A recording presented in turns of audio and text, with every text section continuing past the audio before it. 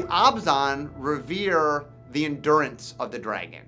That they believe that the way you win a fight is by being there at the end. That taking whatever the opponent throws at them and standing through it all. The Abzan are white, black, and green, and the white is sort of the dominant expression. They're all about protection, they're all about community, and they're just, each of the colors sort of contributes to linking arms and fighting against all foes.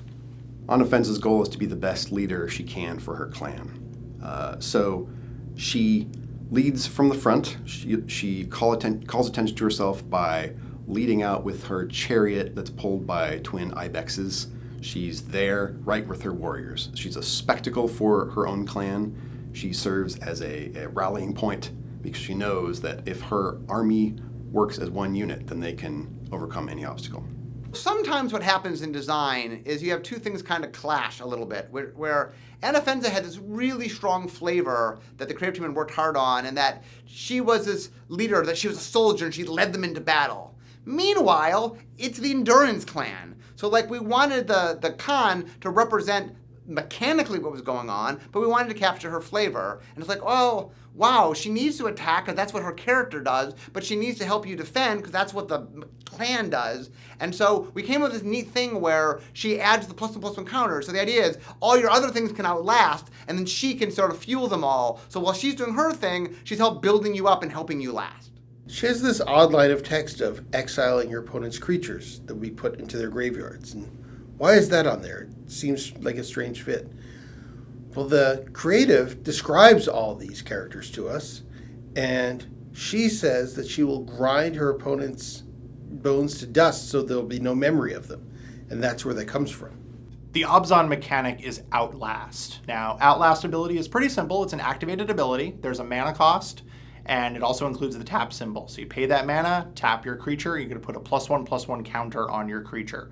Very simple, very powerful. So at the start of development, Outlast triggered at the beginning of the end step each turn and only triggered on creatures that hadn't attacked that turn. The idea was to emphasize that rather than going out into the fray, that these creatures are sort of, hunkering down was our playtest mechanic name, and they're building up, planning for the future, growing ever and ever stronger.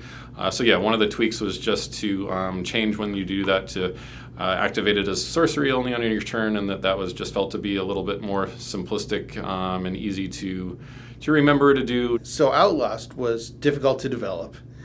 Initially, it just put a +1/+1 counter on your creature. There wasn't any other theme.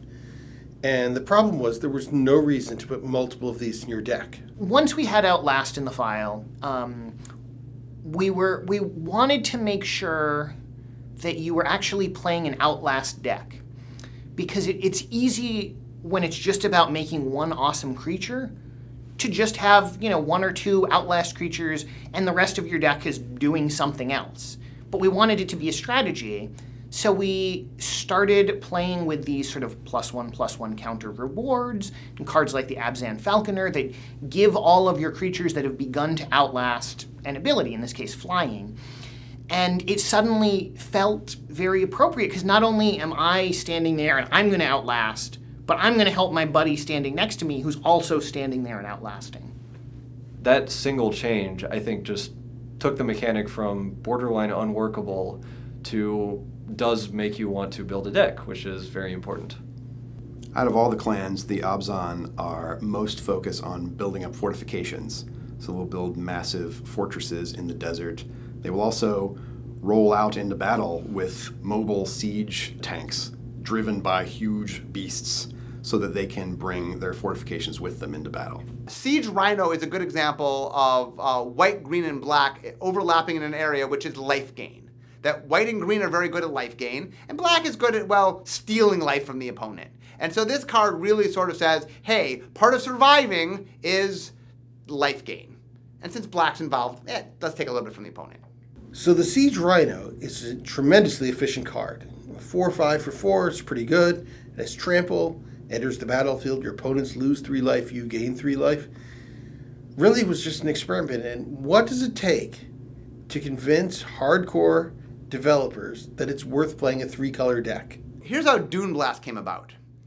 Gavin Verhey was putting together from the Vault Annihilation, and originally there was going to be a preview card in it from Khans of Tarkir. So he came to me and said, look, I'm putting together the set, and there's just no green cards that destroy things. I know that you're going to give me a 3-color card, but could you make sure that one of the colors is green? That way I get a green card in the set. And I said, sure. So we made Doom Blast specifically to be a destruction card that had green in it. So I designed this Abzan card, Last Man Standing, that gave target creature indestructible, so a very green-white thing, and then destroyed all creatures, very black-white thing, and all that's left when the dust clears is this one indestructible guy who could then get in that turn, and then, then the board starts to rebuild. But you've got the Last Man Standing.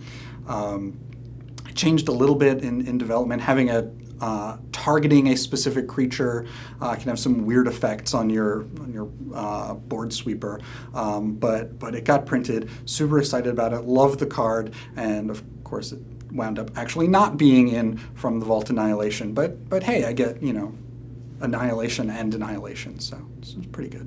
When the Abzan decimate an enemy army, the remaining survivors are taken into the clan. They're thought of as orphans. They are given an opportunity to prove themselves, and they can actually become Abzan warriors over time. This concept is called the Krumar. A Krumar is one of these orphans from another clan that has grown up and become part of the Abzan. That's why you'll see orcs in Abzan. They were former Mardu warriors who have been embraced by the Abzan and woven into the family unit.